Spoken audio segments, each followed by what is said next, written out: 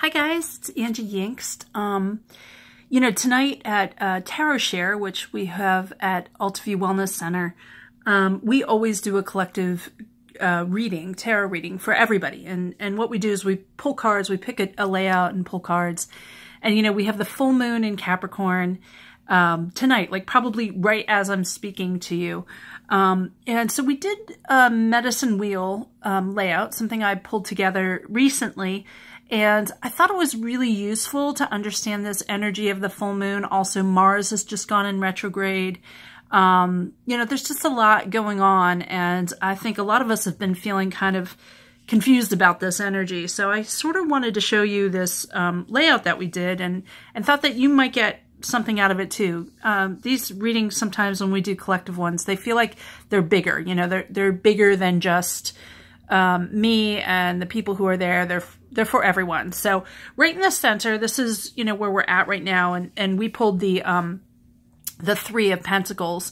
This is a card about really looking at your resources and looking at your soul path. Are you pulling together all three elements, the spiritual, the financial, and the emotional, the passion? Are you passionate about what you do? And is it bringing you fulfillment in all those areas? And I think we're all looking at that right now. Both, we can think of the pentacles as being around work. So it's like very obvious to think of it like that. But also like our relationships are garnered too in a lot of ways by the pentacles. Our homes are certainly garnered by them.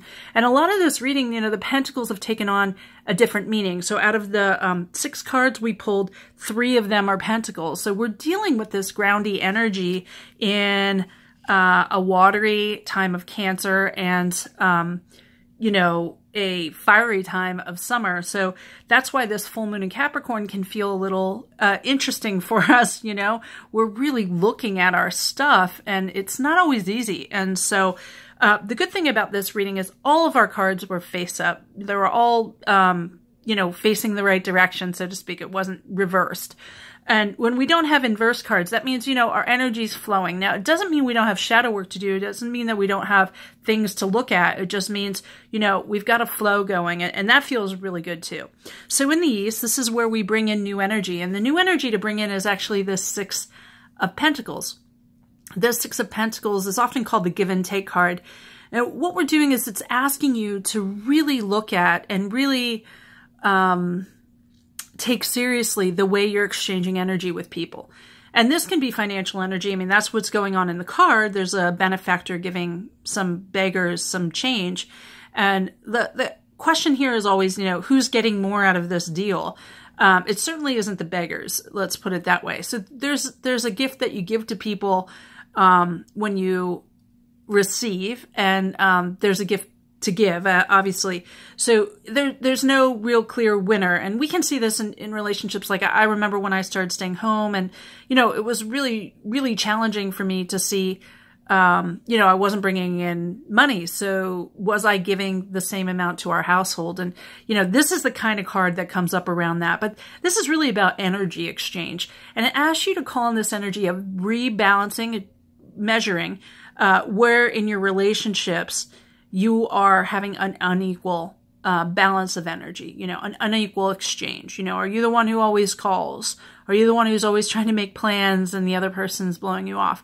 We're asking you to look, universe is asking you to look at that part of your life, In the South, this is where we actually do the work. And the action we need to take right now came up as the King of Cups, which is a really interesting way to look at action because this is a very receptive card. It's a masculine card because we have this King of Cups energy, but really it's also receptive. It's an emotional card. He's a psychic. He is emotional. He is also got that masculine energy of being in control of that. So we really, are looking at this in a sort of lunar masculine way.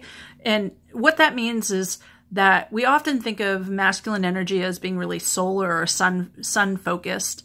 And that's that's a fiery energy. But when we have a king that's of the water, what we're saying is, we are going to do masculine in a receptive way.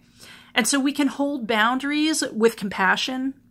We can give in ways that are strong boundaries. We say exactly what we need. What my teacher always says and what I say to my students is know what you need and ask for what you want. And that's a powerful message of the King of Cups. So, having this in the action is, hey, we're looking at the way in which we are receptive and the way in which we're keeping boundaries. And we asked, what is more important to pay attention to, the lunar part or the masculine part? And we pulled the sun there, upright and in its bright ways. So when you're being receptive, be receptive in the sense of what it feels like to go out into the sun. You allow that receptivity to wash over you. You don't have to do anything, okay? And that's a really strange way to think of action, but the action is actually stepping outside into the sunlight. And so your job in terms of doing work as a King of Cups is to really think about putting yourself in situations in which you can receive what you need, and know what you need and ask for what you want. So where are you going to put yourself so you can actually do that? Powerful, right? In the West, this is what are we ready to release? And I think this is a powerful card here, the Four of Cups. And the Four of Cups is really saying to us, yeah, sure, you're off on your own. You've closed off from other people. But are you looking up? Like, are you looking at the gifts? Like, what are we releasing here?